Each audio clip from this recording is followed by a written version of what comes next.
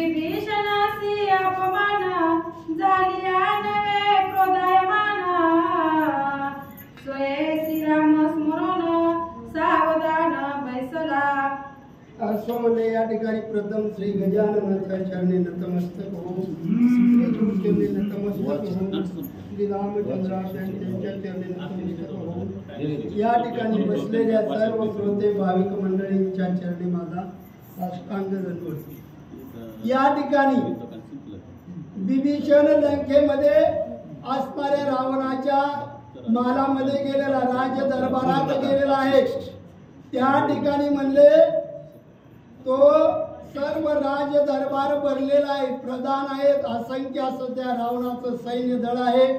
इंद्रजिता सहित अनेक कुमार त्या रावणाचे आहेत आणि त्या सभेमध्ये असणारा विभीषण रावणाशी संवाद साधण्यासाठी गेलेला आहे।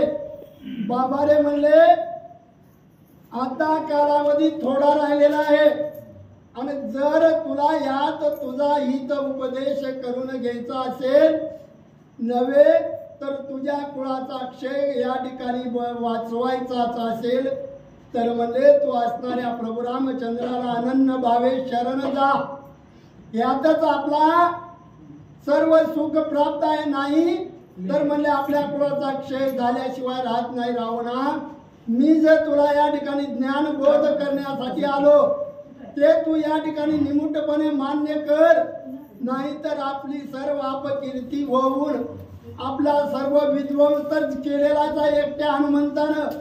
परंतु म्हणले जर म्हणले आता या ठिकाणी मी जे सांगतो ती जगतजननी सीतामाऊली भगवंताची परत कर, नाही तर कुळाचा घात झाल्याशिवाय राहत नाही। असा असणारा विभीषण त्या ठिकाणी रावणानं त्याचा अपमान केला, नाही त्या शब्दानं त्याला त्या ठिकाणी त्याची निर्भिसना केली। परंतु विभीषण शांत दयेचा सागर आहे, परमभक्त रामाचा आहे, त्याच्या मनावर असलं काही भोग वे उपचार न करता म्हणले असणारा विभीषण त्या ठिकाणी सर्व निमुटपणे सहन करून असणाऱ्या रावणाच्या समोर काय बोलत आहे। काही न बोलोनी उपपती विचारोनी विवेक युक्ती शरण जावे श्री रघुपती निश्चय चित्ती दृढ केला। आणि तरी म्हणले हे रावणा, जरी तू माझ्या अंगावर आला, मला लाथा बुक्यानं मार जरी दिला तरी मी या ठिकाणी अपमानित होणार नाही, मला या ठिकाणी अपमान काही सुद्धा वाटणार नाही। का तर ज्या गोष्टीमध्ये आपलं हित आहे हे तू समजून घे आणि मी या ठिकाणी तुला जे सांगतो ते ज्ञान तू मान्य कर, नाही तर म्हणले प्रभू रामचंद्राला नाही शरण जाल तर सर्व कुळाचा नाश होणार आहे हे निश्चित आहे। तुला सुद्धा अंतःकरणी कळतंय म्हणले, परंतु या विनाशकाली दुष्ट बुद्धी तुला जी काय आठवलेली आहे ते सर्व या ठिकाणी सोडून दे आणि असणाऱ्या प्रभू रामचंद्राची निज कांता त्याला परत कर बाबा।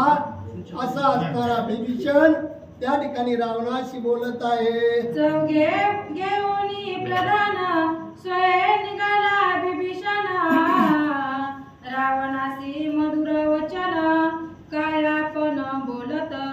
आणि त्यावेळेस रावणाकडे चार प्रधान त्याच असणाऱ्या विभीषणा समान असणारे ते प्रधान घेऊन विभीषण रावणाकडे गेलेला आहे।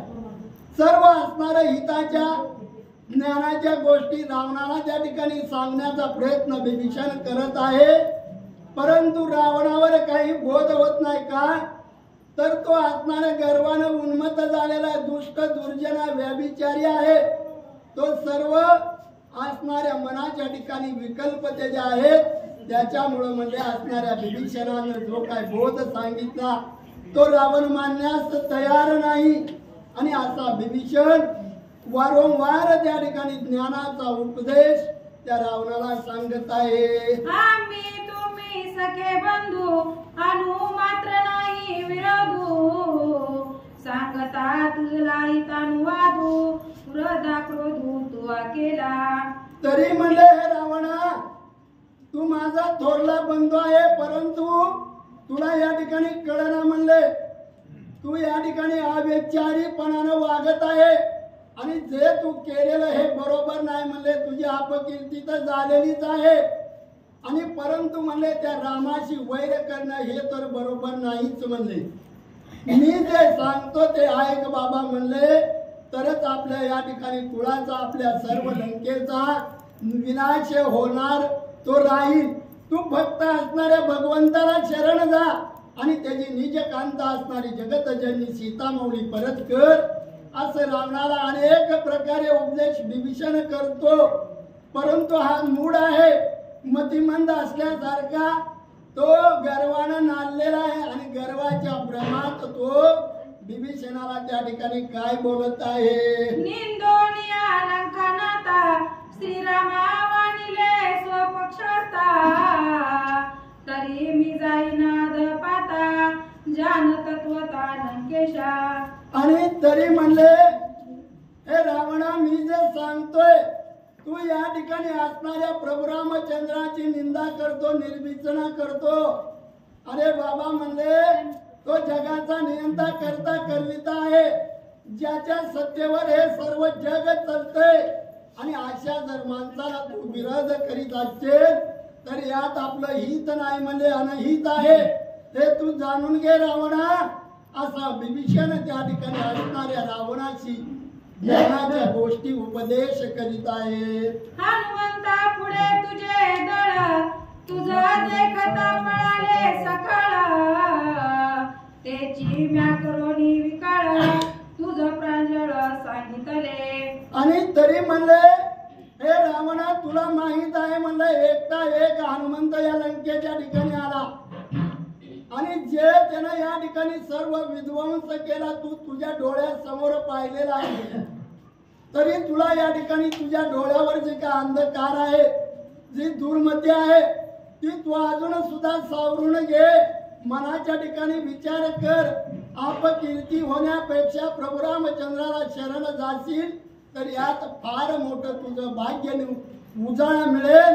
असं असणारा विभीषण त्या ठिकाणी रावणाशी संबोध करीत आहे. तेने राग प्रधान चित्ता, तेने राग सैन्य समजता, तुही गोपलासी लंकानाथा निज स्वार्था नेनुनी. आणि तरी म्हणले, हे रावणा मी जे सांगतो यातच आपलं हित आहे बाबा म्हणले. तू माझा थोरला बंधू आहे, पण मला जे या ठिकाणी सुचलंय यातच आपलं हित आहे. तरी तू मी जे सांगतो ते ऐक. हे प्रधान, हे सैन्य, हे जे तुझे कुमार आहेत ते माझ्यावर क्रोधित झाले का, तर तू असणाऱ्या प्रभू रामचंद्राचं या ठिकाणी हित आम्हाला सांगण्याचा प्रयत्न करतो असं माझ्यावर ते चिडलेले आहेत. आणि तोही क्रोधित झाला. रावणा मनाच्या ठिकाणी विचार कर. असा असणारा विभीषण रावणाशी त्या सभेत बोलत आहे. चोरी मारी आणि परद्वारी, हा धर्म तुझे घरी, अनुतापर गावया तुझ माझारी, निज गजरी बोलिलो. आणि तरी म्हणले, परधन परश्री, जी अभिलाषा करणाराचं कल्पन ती चांगलं होत नाही रावणा. तू मनाच्या ठिकाणी विचार कर. एवढं ऐश्वर्य, एवढं सर्व संपत्ती तुझ्याकडे आहे आणि शुल्लक गोष्टी तर तू या ठिकाणी असणाऱ्या सीतामाऊलीला घेऊन आलेला आहे. हे मनाच्या ठिकाणी तू चांगलं केलेलं नाही. तू अजून सुद्धा विचार कर. वेळ जवळ आलेली आहे. जर तुला तुझं हित करून घ्यायचं असेल तर त्या प्रभू रामचंद्राला अनन्य भावे शरण जा. असा विभीषण वारंवार त्या ठिकाणी रावणाला उपदेश करीत आहे. राक्षसांची सभा कोटी, म्या सांगितली सोहित गोष्टी, तेच करोनी उपराटी, दहिला पोटी महाक्रोध. आणि तरी म्हणले, मी या ठिकाणी सर्व सभेच्या ठिकाणी तुमच्या समोर जे बोलतो ते योग्य आहे. यात आपलं हित आहे, आपलं कल्याण आहे. हे रावणा तू मनाच्या ठिकाणी विचार कर. नाही तर म्हणले आपल्या कुळाचा क्षय झाल्याशिवाय राहणार नाही. अरे परदारेची अभिलाषा करणं म्हणजे तुझ्या सारख्याला शोभणार नव्हे. असं असणारा विभीषण वारंवार हिताच्या ज्ञानाच्या गोष्टी त्या रावणाला सांगू लागलेला आहे. जेवी ज्वरिताचे मुख, दुग्धा मानी कडू विख, तैसे ज्वरिताचे आणि ज्याप्रमाणे म्हणले ज्वरिताचे मुख, ज्याच्या मनामध्ये अखंड भक्ताविषयी देवाविषयी जो मनाच्या ठिकाणी दुर्बुद्धी विचार करतो त्याला ज्याप्रमाणे म्हणले दूध कडू विषाप्रमाणे लागतं म्हणले, त्याप्रमाणे रावणा तुझी बुद्धी या ठिकाणी भ्रमित झालेली आहे. तू या ठिकाणी असणाऱ्या अभिलाषा प्रत्येक गोष्टीची केलेली आहे म्हणले. तुझ्यातील विकार तू नाहीसे कर आणि अनन्य भावे त्या प्रभू रामचंद्राला शरण जा. यातच आपल्या कुळाचं हित आहे असा असणारा विभीषण त्या ठिकाणी रावणाला संबोध करीत आहे. हाती कोपे लंका नाता दुवा मजला हनितल्या लाता, तरी काय जिंकिले रघुनाथा किंवा स्वस्तता तुझ आज झाली. आणि तरी म्हणले हे रावणा तू क्रोधित झाला, तुझा भयंकर राग अनावर झाला आणि जरी मला या भरत सभेत तू येऊन माझ्या छातीवर लाथा मारल्या तरी म्हणले मला या ठिकाणी काही सुद्धा बरं वाईट वाटणार नाही. म्हणले बाबा तू जे केलं ते बरोबर आहे म्हणले. मला उलट म्हणले प्रभू रामचंद्राचं सख्यत्व करण्याची प्राप्ती या ठिकाणी तुझ्यामुळं होईल आणि तू जे करतो हे बरोबर नाही. अजून सुद्धा तू सावध होय रावणा असा विभीषण त्या ठिकाणी रावणाशी बोलत आहे. कोप जगा माझी अपकारी त्याची वस्ती तुझ माझारी, तेने विवेकाची केली बोहारी सोहित दुरी दुराविले. तरी म्हणले हे रावणा ज्याच्या अंतकरणाच्या ठिकाणी राग आहे त्याला कधी वैराग्य प्राप्त होत नाही, देवाची प्राप्ती होत नाही. आणि तीच गती म्हणले रावणा तुझ्या अंतकरणामध्ये आहे. रागावर तू नियंत्रण कर, नाही तर म्हणले कुळक्षय झाल्याशिवाय राहणार नाही. हा विभीषण सर्व असणाऱ्या हिताच्या ज्ञानाच्या गोष्टी त्या रावणाला सांगत आहे, परंतु तो रावण ऐकण्यास तयार नाही. त्या ठिकाणी बलताई क्रोधानुकारी कोपे अल्प अन्याय मात्री, कोप परम अपकारी कोणी त्यावरी कापेना.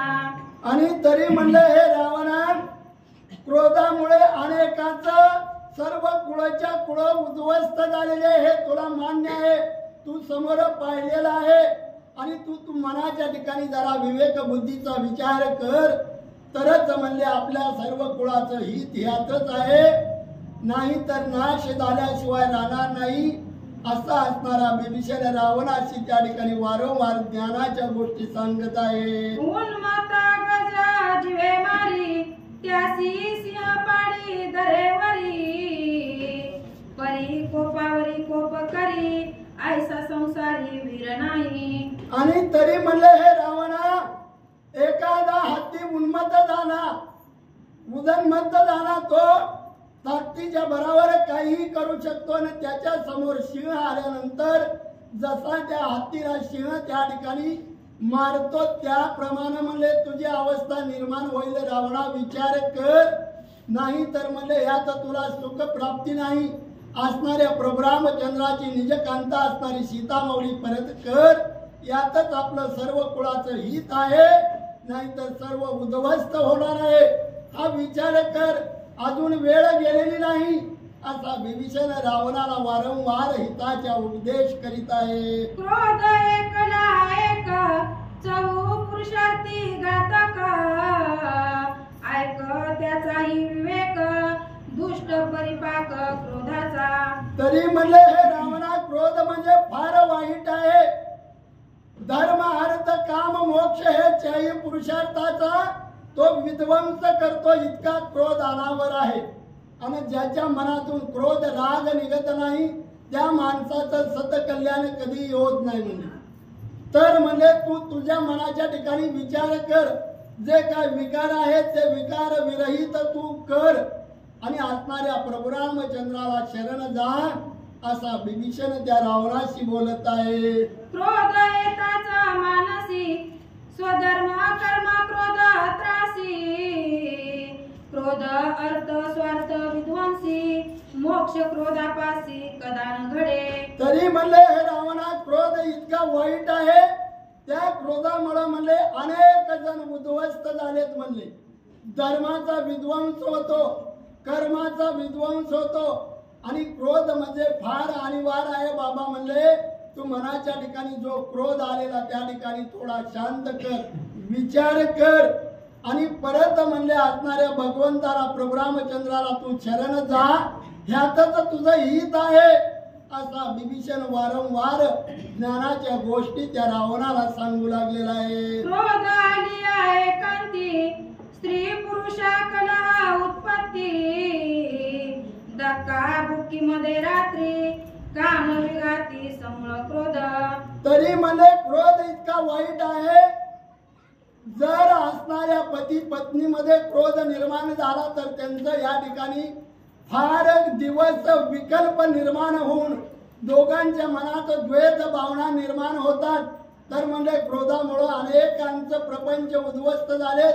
हे रावणा तू मनाच्या ठिकाणी विचार कर आणि सर्व विकार विरहित तू जीवन जग, नाहीतर कुळाचा क्षय झाल्याशिवाय राहणार नाही. रावणा विभीषण असं सारखं त्या ठिकाणी ज्ञान उपदेश करीत आहे. क्रोध आलिया धर्म संधी, मुख्य ब्राह्मणाते सोये निंदी, परापवादाच्या अनुवादी, क्रोधे धर्म सिद्धी कदा न घडे. आणि तरी म्हणले क्रोध इतका अनिवार्य आहे. क्रोधाने अनेक जण या ठिकाणी सर्वस्व गमावून बसलेले. ते रावणा तू विचार कर, क्रोधामुळे मुक्ती सुद्धा या ठिकाणी प्राप्त होत नाही, नव्हे तर धर्माचं आचरण बिघडतं. क्रोध इतका वाईट आहे आणि त्याच्यामुळे म्हणजे तुझा सुद्धा मनाच्या ठिकाणचा जो विकल्प आहे तो त्या ठिकाणी नाश कर आणि जरा ताळावर ये, शुद्धीवर ये. जे मी सांगतो ते ऐक बाबा, नाहीतर कुळक्षय झाल्याशिवाय राहणार नाही. रावणा असं विभीषण बोलत आहे. क्रोध धर्माते उच्छेदी, क्रोध कर्माते निंदी, क्रोध पापी हा दुर्बुद्धी, निंदानुवादी जलकोनी. तरी म्हणे क्रोध धर्माचं उच्छेदन करतो. क्रोध निंदेचं एक माहेरघर आहे आणि तरी म्हणजे याच्यापासून तुला बचाव जर करायचा असेल तर सर्व विकल्प रहित तू या ठिकाणी होऊन असणाऱ्या भगवंताला प्रभू रामचंद्राला शरण अनन्य भावे जा, तरच आपलं हित यामध्ये आहे. असं विभीषण सर्व परीने त्याच्यावर बोध करतो, पण रावण ते मानण्यास तयार नाही. क्रोध पित्या ते निर्वत्सी, क्रोध माते ते मने दासी, क्रोध स्वधर्माते नासी, क्रोधापासी अधर्म. आणि क्रोध म्हणजे कसा आहे, स्वतःचा मुलगा स्वतःच्या वल्लाला क्रोधाच्या भरात काहीही बोलू शकतो, मातेची निर्विचना करतो, निंदा करतो. इतका क्रोध वाईट आहे म्हणजे रावणा. तर तू जरा विचार कर, तुला म्या सांगण्याची गरज नाही. तू असणाऱ्या स्त्री जगतामध्ये तुझी ख्याती आहे आणि यात तू स्वतःच्या हाताने स्वतःच्या पायावर दगड बांधून घेऊ लागला. रावणा जरा विचार कर, विचार कर. असा असणारा विभीषण त्या ठिकाणी रावणाशी उपदेश करीत आहे.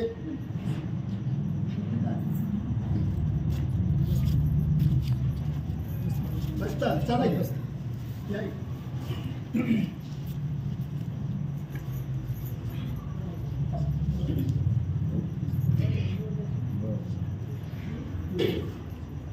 प्रभु रामचंद्र भगवान की जय.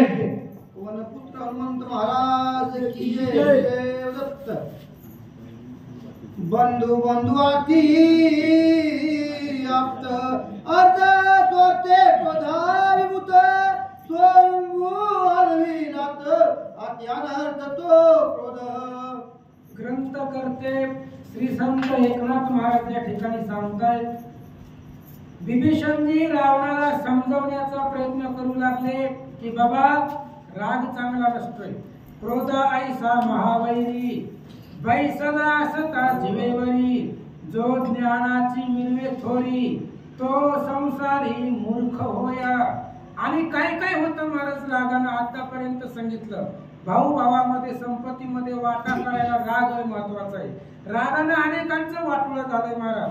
राग ज्याला कधीच राग येत नाही महाराज, गणपती बाप्पाला सुद्धा राग आला आणि त्या ठिकाणी चंद्राला शाप दिला. पुन्हा दुर्वासाला राग आला, भगवंताला गर्भवासाला यावं लागलं, गौतमाला राग आला, आईला शेळा म्हणून वनामध्ये पडावं लागलं. म्हणून राग चांगला नाहीये, मी तुला भाऊ आहे म्हणून सांगायलोय असं विभीषणजी रावणाला बोलतात. उत्तम अर्थाची प्राप्ती क्रोध मुख्य विश्वासघाती, अर्थापाशी क्रोधार्थी जाण निश्चिती लंकेशा. आणि त्या ठिकाणी असणारे विभीषणजी सांगतायत रावणा क्रोध चांगला नाहीये. संपत्तीपाशी जर क्रोध आला तर भाऊ भावापासून वेगळं होतो, क्रोधाने विश्वासाचा घात होतो, एकमेकांवरती विश्वास राहत नाहीये. त्याच्यामुळं राग चांगला नाहीये. कळकळीने सांगतो विभीषणजी रावणाला बोलतात. अंधारी जरी सूर्य बुडे तरी क्रोधापाशी मोक्ष जोडे, काय क्रोध लोभ तैसे जडे तैसे आतुडे निज मोक्ष. ग्रंथ करते संत एकनाथ महाराज सांगतायत अंधारी जरी सूर्य बुडे, होय रागापाशी मोक्ष आहे, रागापाशी मोक्ष आहे. पण कधी? अंधारी जरी सूर्य अंधारामध्ये जर बुडला तर रागापाशी मोक्ष आहे. मग सूर्य अंधारामध्ये बुडतो का? सूर्य उगवल्यानंतर अंधार राहतच नाही. मग सूर्य जसं अंधारात बुडू शकत नाही तसं रागापाशी क्रोध येऊ शकत नाही, आपल्याला क्रोधापाशी मोक्ष मिळू शकत नाही. मग मोक्ष कधी मिळणार आहे? काम क्रोध लोभ जडलं हे संपलं अंतःकरणामधलं, त्यावेळेस मोक्षाची पायरी चढायला मिळते. विभीषणजी सांगू लागले धर्म अर्थ काम मोक्षता तो पुरुषार्थ क्रोध नागविता, तो तुझ मासी वसे लंकानाता जेने मदलाता अनविल्या.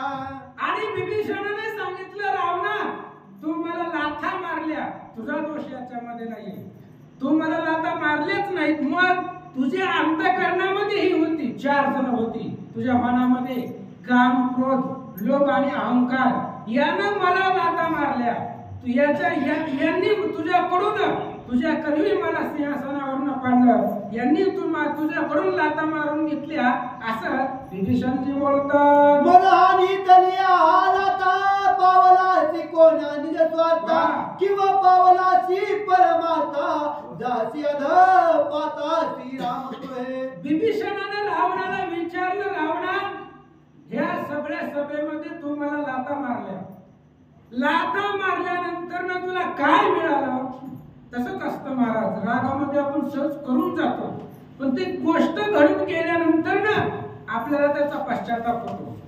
तसंच विभीषणाने विचारलं रावणा तू लाथा मारल्या, पण लाथा मारल्यानंतर ना तुला काय याच्यामध्ये सुख मिळालं, किंवा तुला काय परमार्थ पावला का, काय तुला आनंद काय भेटला?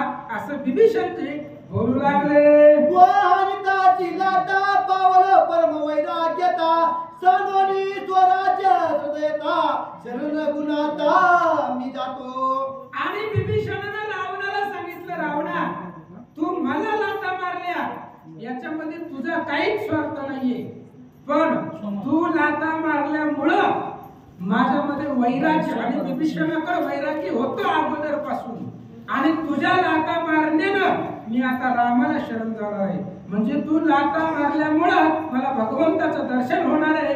विभीषणजी रावणाला बोलतात. सापत्न भावे ध्रुव आणि दिल्या लाथा, तेने तो पावला परमस्वार्था, तैसाच तुझ्या रावणा लाथा श्रीरघुनाथ प्राप्ती कर. आणि त्यावेळेस उत्तमपद राजाचा मुलगा असणारा ध्रुव होता. ते असणाऱ्या ध्रुव मांडीवरती बसला होता वडिलांच्या. त्यावेळेस त्याला लाथा मारल्या गेल्या. सावत्रीचा मुलगा आहे त्याच्यामुळे त्याला लाथा मारल्या गेल्या लहानशा ध्रुवाला. आणि लाथा मारल्यामुळे अजून ध्रुव अमर आहे, ध्रुव तारा आकाशामध्ये अजून आहे. आणि त्या पद्धतीनं जसं ध्रुवाला भगवंताची प्राप्ती झाली तशी तुझ्या लाथा मारण्यानं मला आज रामाचं दर्शन होणार आहे. विभीषणजी बोलतात. श्रीराम कृपाळू दया, श्रीराम भक्त वत्सल, तू ते नसीच बरळ क्रोधे विवळ केलासी. आणि विभीषणाने सांगितलं रावणा अरे रामाची महती तुला माहित नाहीये, राम कृपेचा कोवळा आहे, रामाला अफाट कृपा आहे महाराज. जननीचे पोटी जन्मराशी जेव्हा तेव्हा तुझी चिंता त्याने केली. एवढा कृपाळू देव आहे तू, एवढा असणारा दयाळू भगवंत आहे. आणि लाता काम क्रोधाने लाता मारून घेतल्या, त्यामुळे तुलाच विवळता आले. विभीषणजी बोलू लागले, गर्व सांडून या लंकानाता श्रीराम अर्पिलिया सीता, तू पावसील का निज स्वार्था एरवी व्रता मरसील. विभीषण धमक्या देऊन बोलू लागला. महाराज लक्ष देऊन ऐकायला थोडेसे थोडे पण महत्वाचे. विभीषणाने सांगितलं, हे बघ म्हणले रावणा, जर रामाची सीता रामाला दिली तरच तुझा जीव वाचल, नाहीतर तुला पाणी पाजायला सुद्धा कोणी राहणार नाहीये. एवढी अवस्था तुझी बिकट होणार आहे. रामाची पत्नी आहे ती रामाला परत दे आणि लंकेमध्ये अक्षय सुखाने राहा. विभीषणजी रावणाला बोलतात, गर्व सांडून या लंकानाता श्रीराम अर्पिलिया सुटलिया श्रीरामाचे बाण, तुझे ते राखेल कोण बलची हनुमंता भेद काही सांगवण राक्षसा. आणि विभीषणाने सांगितलं, रावणा, अरे रामाचे बाण जर सुटले धनुष्यापासून, रामाच्या बाणापासून तुला कोण वाचवणार आहे? देखोनी श्रीरामाचा बाण शंकर घाली लोटांगण, त्या रामासी मानिल कोण व्यर्थ रुदन का करीसी. अरे त्या रामाच्या बाणामध्ये एवढं सामर्थ्य आहे, रामाचे बाण जर सुटले तर त्या बाणापासून तुला कोण वाचवणार आहे? पण तुझी किती ताकद आहे आम्ही बघितले. अशोक वनामध्ये रामाचा एक दास आला होता आणि त्या एका दासापुढे तुझं सगळं हे जे प्रधान मंडळ आहे ते सगळं पळून गेलं. आणि एक रामाचा सेवक एवढं करू शकतोय, तर मग राम आल्यानंतर काय काय घडेल याचा विचार करावा. विभीषणजी रावणाला बोलतात, ऐसे बोलोनी विभीषण वदनी खोचिला रावण, कोते अंतरला बंधू पूर्ण कंपायमान सोय झाला. आणि विभीषणाचं वचन ऐकलं महाराज, बोलणं ऐकलं रावणाला. रावणाला सुद्धा पटलं महाराज. कधी कधी पटत असतं, आपण केलंय ते चुकीचं केलंय. विभीषण आता आपल्यापासून अंतरणार आहे, कारण लंकेमध्ये तेवढाच महाराज होता फक्त ज्ञान सांगणारा, आणि तो महाराज सुद्धा दूर जाणार आहे. म्हणून त्या ठिकाणी थोडस दुःख रावणाला वाटू लागलं. म्हणतात, माझी अपक्व बुद्धी पूर्ण लाता दिली आजान, सका अंतरला विभीषण गेला शरण श्रीराम.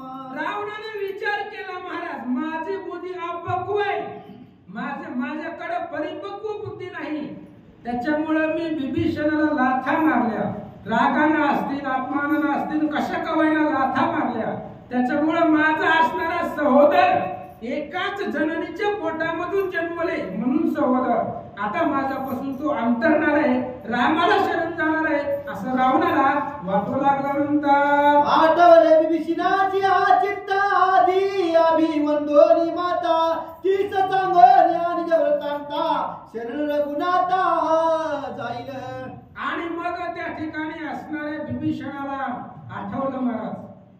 काय आठवलं? काशी होणी थोर नसे तीर्थ, माते होणं आन नसे दैवत. आठवलं विभीषणाच्या मनामध्ये आई आहे. मग जाता जाता एकदा आईला भेटून जावं, आईचं दर्शन घेऊन जावं. जी घडलंय सभेमध्ये ते एकदा आईच्या कानावरती घालावं, आईचं दर्शन घ्यावं, मग भगवंताकडे जावं असा विचार विभीषणाने केला. देखो सुबुद्धी सांगावया रावण, मातेने धाडले विभीषण हितोपदेश संज्ञा सांगावया. आणि मग ज्या वेळेस हनुमंत लंका जाळून गेला होता त्यावेळेस कैकसीने विचार केला होता की बाबा आपलं पोरग बिघडलंय, आता ह्याला समजावण्यासाठी विभीषणाला पाठवलं होतं. कुळक्षही पाहिला, कैकशीला पुढचं भविष्य दिसू लागलं. त्यामुळे कैकेयीने विभीषणाला सांगितलं होतं, जा म्हणले आपल्या असणाऱ्या कैकशीनं आपल्या असणाऱ्या रावणाला थोडस काहीतरी सांग आणि तुझी बुद्धी ऐकल्यानंतर त्याच्यावर काही फरक पडावा. म्हणून विभीषण महाराज रावणाकडे गेले होते, ऐकलं नाही, परत मातेच्या दर्शनासाठी निघाले.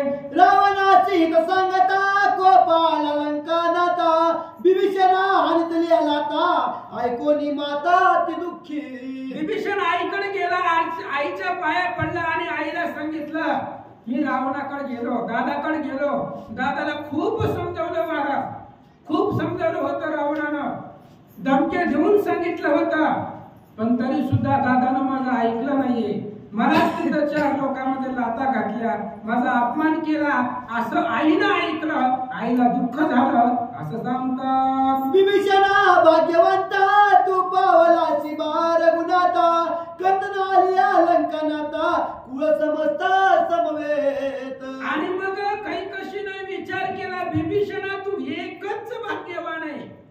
धन्य हरी भक्त जन्मनेच्या वंशी सकळ कुळाशी तारी येले. एकच हरी भक्त आहे तो आमच्या वंशामध्ये, तरी सुद्धा संपूर्ण जातीचा उद्धार तुझ्यामुळे होणार आहे. तू सौभाग्य आहे, रामाला तू शरण जाणार आहे. याच्यामुळे आनंद काही कशीला झाला होता. माता तुष्टली विभीषणाची तुझे धन्य माझी कुशी श्रीरामी तू निवडलासी सकळ कुळाची तू भूषण. आणि मग काही कशीनं सांगितलं विभीषणा माझी खूप पवित्र आहे, माझ्या पोटाला तुझ्यासारखा एक हरिभक्त आलाय, एक सद्भक्त आलाय. तू रामाचा निस्सीम भक्त होणार आहे, रामाला शरण गेल्यानंतर देवाचा होणार आहे. आणि तुझ्यामुळं माझ्या संपूर्ण कुळाचा राक्षसांचा उद्धार होईल असा विचार काही कशी करू लागल्या. तुझे सकळ कुळ पुनीत तुझे वंश हा समाथ तुझे मी निज मोक्ष श्री रघुनाथ निज सेवा. आणि मग काही कशी मातेने सांगितलं तुझ्यामुळे सगळ्या कुळाचा उद्धार होणार आहे महाराज. होणारच आहे, कारण रावणाच्या पापे त्वरित नरका जावे कुळासहित. धन्य भाग्याचा हरिभक्त कुळ समस्त तारिले. रावणाच्या पापाचा जर हिशोब केला होता तर सगळी नरकाला जाणार होती, पण एका विभीषणाच्या वशिल्यावरती भगवंतानं सगळी स्वर्गाला पाठवले. म्हणून भाग्याचा तो आहे, तुझ्यामुळे आमच्या कुळाचा उद्धार होणार आहे असा विचार त्या ठिकाणी करू लागले. ऐकोनी मातेचे वचन विभीषण घाली लोटांगण मूर्तिवंदन अतिचे चरण निघाला शरण श्रीरामा. आणि आईचं बोलणं ऐकलं महाराज. आई लेकराला कधीच वाईट सांगत नसते महाराज. माता क्रोधावली पूर्ण जरी देत गाली प्रधान तरी पुत्रासी व्हावे मरण सहसा मनी कल्पिना. आई लेकरावरती किती राहू द्या तरी लेकरानं मरावं असं कुठल्याच आईला वाटत नसतं. म्हणून असणाऱ्या कैकशीला विभीषणादानं नमस्कार केला आणि भगवंताच्या दर्शनासाठी निघाला म्हणतात. प्रभु रामचंद्र भगवान की जय. पवन सुत हनुमान की जय. नमः पार्वती पते शिव हर महादेव.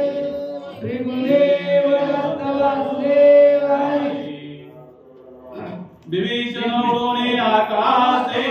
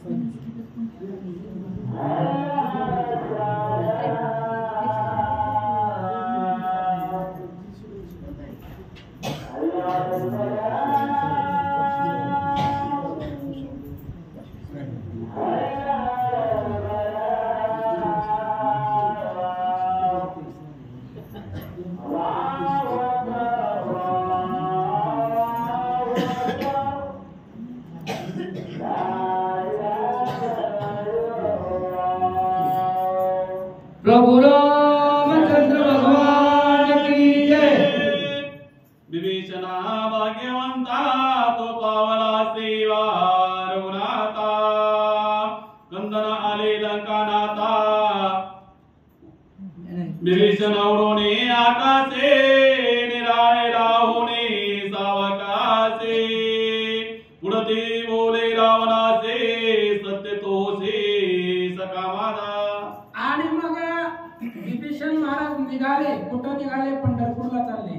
भगवान परमात्मा रामचंद्र त्याच्या दर्शनासाठी निघाले होते, भेटीला चालले होते. आणि जात असताना एकदा, आता लाथा खाल्ल्या होत्या विभीषणानं, पण म्हणलं जाता जाता एकदा जर रावणाची बुद्धी परिवर्तन झाली तर, म्हणून त्या ठिकाणी असणाऱ्या आकाशामधून उडून जात असताना रावणाला बोलायला सुरुवात केली. काय काय बोलतात ऐका. मोह ममतेचे सखेपणा कोपा माझे कृपा पूर्ण सखा रावण सत्यत्वे। आणि विभीषणानं बोलायला सुरुवात केली. अंतःकरणापासून विभीषण महाराज सांगू लागले, रावण माझा मोठा भाऊ आहे, मग माझ्या हिताची कळवळा भावालाच असते. त्यामुळं जरी रावणानं मला लाथा मारल्या असल्या तरी सुद्धा त्या असणारा रावण माझा सखा आहे. कारण रावणामुळेच, लाथा खाल्ल्यामुळे का होईना पण रामाचं दर्शन होणार आहे. म्हणून त्या ठिकाणी रावण माझा श्रेष्ठ बंधू आहे. माझ्या हिताचा कळवळच त्याला आला, म्हणून त्याला मला लाथा मारून पाठवलं असा विचार विभीषणजी करतात.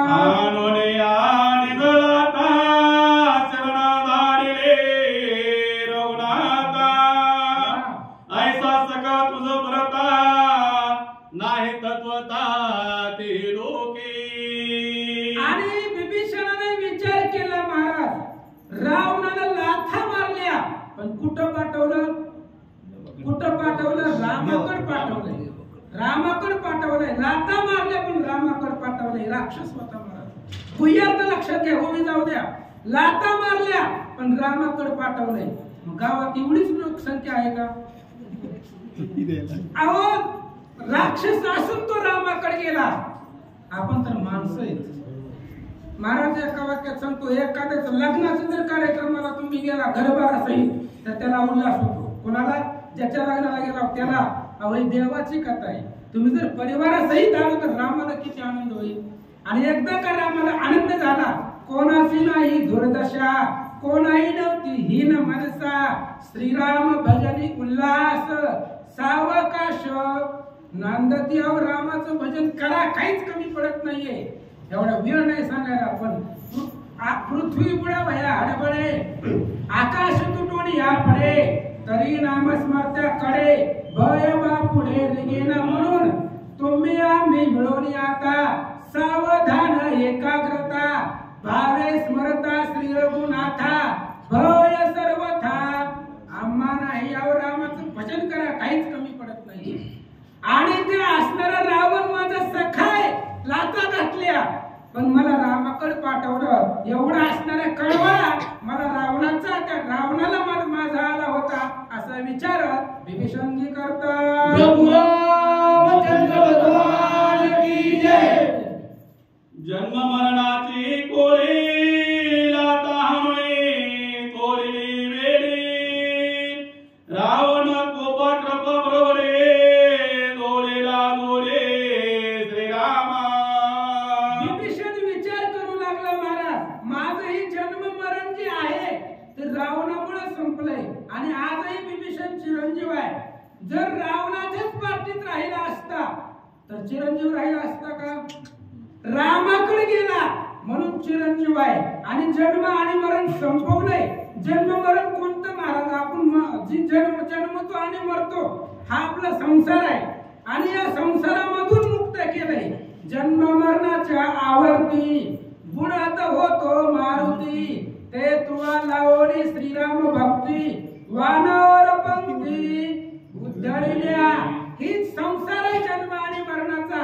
याच्यामधून आता माझी सुटका होणार आहे आणि अक्षय पद मला भेटणार आहे. माझा सखा जवळचा रावण आहे असा विचार विभीषणजी करतात. ऐसे रावणाचे स्तोते विभीषण वने निदा शांते, ते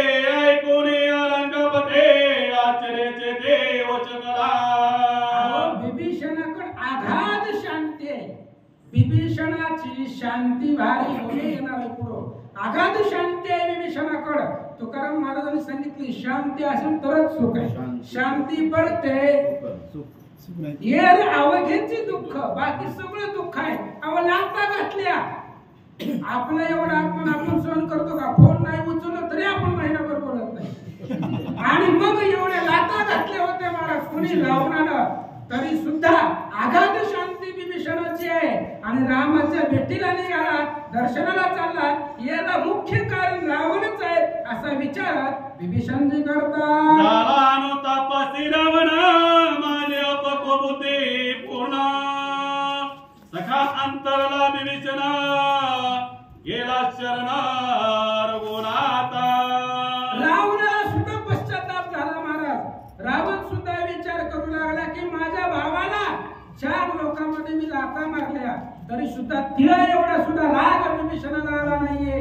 आणि मला काहीच माझा अपमान न करता, मला उलट न बोलता, पण विभीषणासारखा बंधू आज माझ्यापासून अंतरला याचं दुःख रावणाला झालं. म्हणतात सैन्य सेनानी प्रधान अवघेवानी ते विभीषण अनुमात्र कोपन येच जाण व्यर्थ रावण क्षोभरा. आणि बाकीचे सगळे मंत्रिमंडळ होतं महाराज सभेमध्ये रावणाचं. ज्यावेळेस विभीषण बोलत होता प्रत्येकाला राग आला होता महाराज. कारण विभीषणानं प्रत्येकाची इज्जत काढली होती सभेमध्ये. इंद्रजिताला तर लय बोलला होता विभीषण, सगळ्याला राग आला होता. पण आता ज्यावेळेस विभीषणाची शांती पाहिली त्यावेळेस सगळ्या मंत्रिमंडळानं सांगायला सुरुवात केली विभीषणाचं याच्यामध्ये काहीच चुकलेलं नव्हतं. रावणाने जी लाथा मारल्या होत्या ते मारायला नाही पाहिजे होत्या. विनाकारण रावणाने विभीषणाला लाथा मारल्या असं रावणाची सगळी मंत्रिमंडळ विभीषणाची स्तुती करू लागलं. धन्य विभीषणाची शांती, धन्य विभीषणाची कीर्ती, धन्य विभीषणाची स्थिती, शरण रघुपती ते गेला. आणि मग गावातली लोक बोलू लागली महाराज धन्य विभीषणाची शांती. अहो विभीषण खूप शांत आहे. आणि लंकेमध्ये एकटाच भजन करत होता महाराज. आणि लंकेमध्ये भजन करायला परमिशनच नव्हती तरी सुद्धा रामाचं भजन करत होता. विभीषणाच्या घरामध्ये मी गेलतो, विभीषणाचं घर पाहिलं. त्यावेळेस विभीषणाच्या घराच्या जी भिंती होत्या दगड होती त्याच्यावर राम राम लिहिलेलं होतं. एका दगडावर राम, दुसऱ्या दगडावर मग, हे सगळं घरामध्ये लिहिलेलं होतं. एकदा रावण कोणीतरी चाड्या केल्या रावणाला. म्हटले दादा तुझा भाऊ आहे, तुझ्या भावानं तुझ्या वैद्याचं नाव टाकलंय घरावरती. रावणाने तलवार घेतली, तळा तळा तळा तळा करत विभीषणाच्या घरामध्ये गेला. पाहिलं प्रत्येक मिठावरती आणि मग लिहिलेलं होतं. रावणानं हाक मारली विभीषणा बाहेर ये. इथं लंकेमध्ये रामाचं नाव घ्यायला बंदी असताना तू त्या रामाचं नाव माझ्या घरावरती त्या लंकेमध्ये कसं टाकलं? त्यावेळेस विभीषणाने सांगितलं दादा हे रामाचं नाव नाही म्हणते. मग र म्हणजे रावण आणि म म्हणजे मंदोदरी, तुमच्या दोघांची नाव आहे. फक्त पटवून द्यायला आलं पाहिजे, पटवून द्यायला आलं पाहिजे. विभीषणाने पटवून दिला. रावण आनंदित होऊन निघून गेला. पण एक कनिष्ठ भजन करणारा विभीषण जे होता त्याच्यामुळे अद्भुत कीर्ती विभीषणाचे असा विचार रावण करू लागला. हा सांगे ना रे रामा प्रते आले रचे समाप्ते केला समते निश्चयो. आणि मग त्यावेळेस रावणाने विचार केला. सगळे मंत्रिमंडळ होतं रावणापाशी. त्यांनी विचार केला आता आपलं सगळ्याचं मरण निश्चित आहे. का मरण निश्चित आहे? एक जरी माणूस पक्षातला फुटला तरी सगळं वाटलं व्हायला वेळ लागत. यांनी विचार केला राक्षसांनी आता विभीषण आपल्या विरुद्ध पार्टीला जाणार आहे, रामाकडे जाणार आहे. मग विभीषण जर रामाकडे गेला तर आपलं जे काही गुप्त स्थान आहे, आपलं जे काही कमजोरी आहे त्या, आपलं शस्त्रास्त्र आहे ते सगळं विभीषण रामाला सांगणार आहे. आपण रामाला सांगायची काय गरज आहे महाराज? तुझी चिंता त्याशी सगळं कळतं रामाला. अहो मुंगीच्या पोटात काय चाललंय हे देवाला कळतंय. मग मुंगीच्या पोटातलं ओळखणारा भगवंत आहे, त्याला लंकेतलं कळत नव्हतं का? पण रावणाने विचार केला ह्यानं जर रामाला सगळंच सांगितलं तर आपली आपली सगळ्यांचंच मरण फिक्स आहे असा विचार करू लागले. विभीषण म्हणे रावणासी जे जे इच्छा तुझे मानसे ते ते सांग मज पासे सिद्धी सर्वांची श्रीराम. आणि विभीषणाने रावणाला विचारलं, दादा मी चाललोय रामाकडे, जर काही तुझी इच्छा असेल तर सांग, मी रामाकडून तुझी पूर्ण करून घेतो. कारण राम सर्वांची इच्छा पूर्ण करतो. अपराधी निरपराधी श्रीराम पाहे समान बुद्धी असा तो राम आहे. म्हणून तुझी काही इच्छा असेल ती सांग, मी देवाला सांगतो. कारण एखादा पंढरपूरला वारकरी चालला तर आपण सांगतो एवढा करा उपकार देवा सांगा.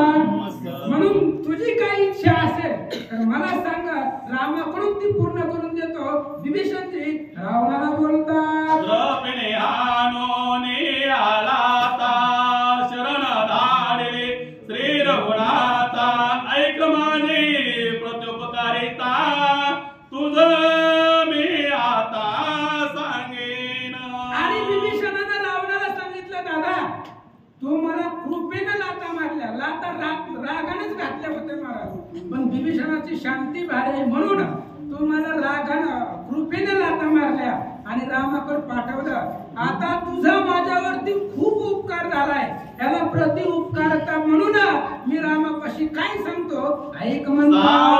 ऐक दोष श्रीरामी अंतका लीचा सोयरा वादोषिता श्रीरामचंद्रा नरक द्वार जाऊ वेदी.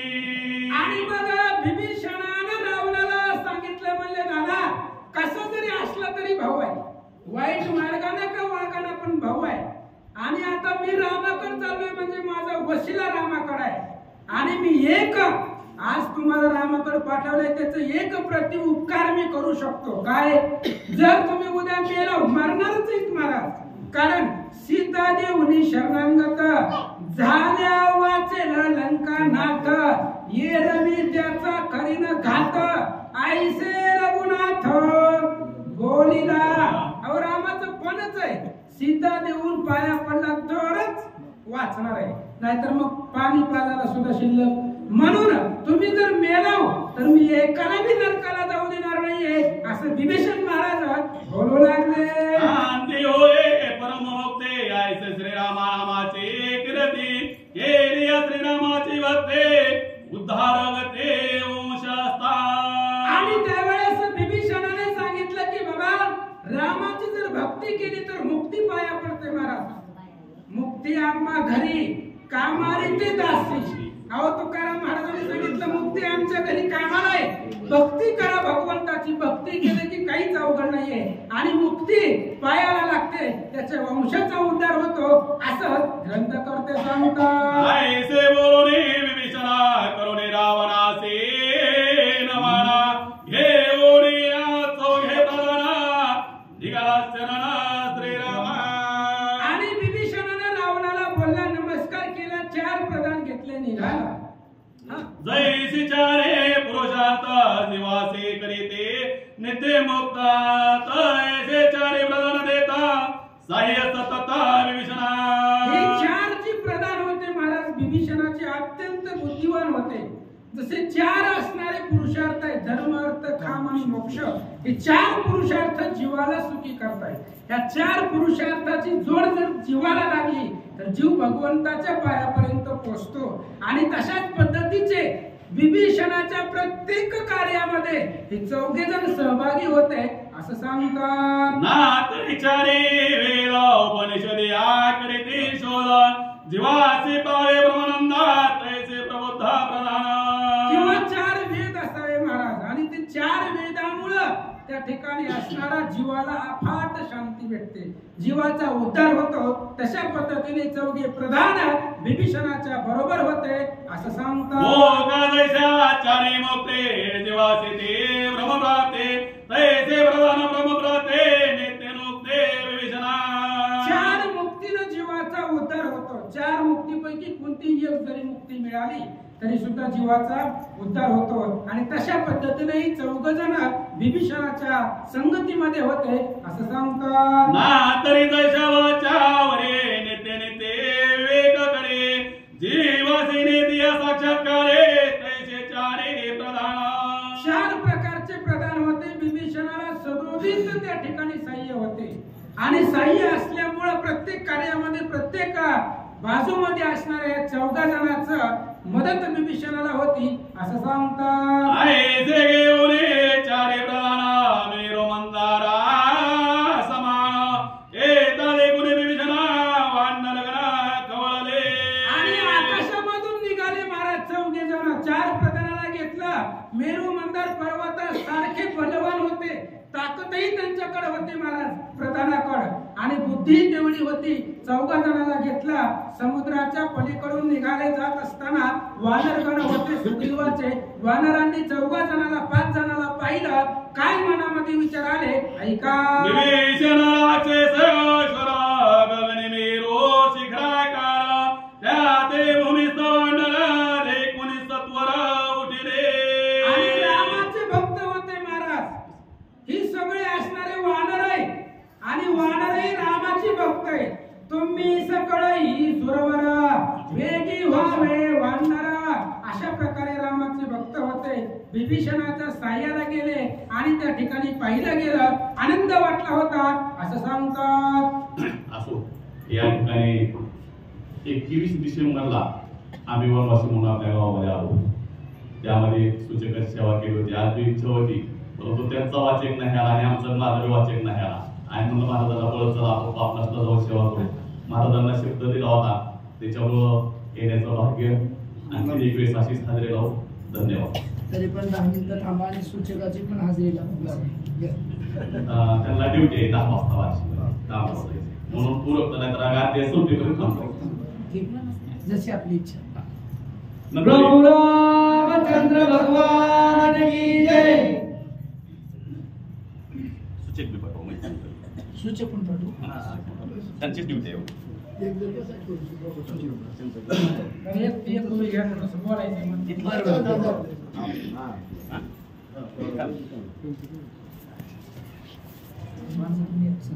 हो.